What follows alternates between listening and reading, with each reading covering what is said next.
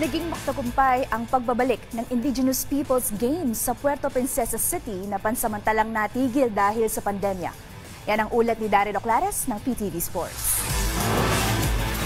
Dahil sa pandemya, 2 taong natigil ang pagsasagawa ng Indigenous Peoples Games na isa sa mga programa ng Philippine Sports Commission bilang bahagi ng kanilang layunin na panatilihin at pagyamanin ang mga katutubong laro. Kaya ngayong taon, hindi na sinayang ng PSC ang pagkakataon para ibalik ang IP Games na isinagawa sa Puerto Princesa City, Palawan nito lamang nakaraang weekend na dinaluhan ng 8 tribo na nagtagisan sa 7 palakasan.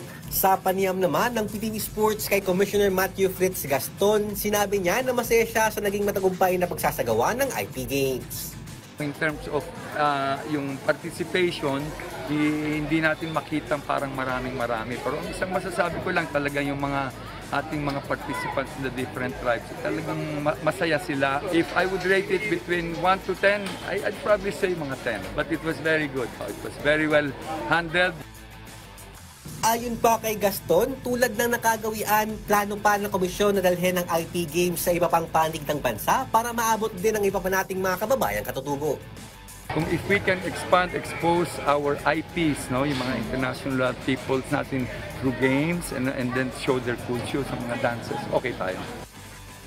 Daryl Oclares para sa Bayan.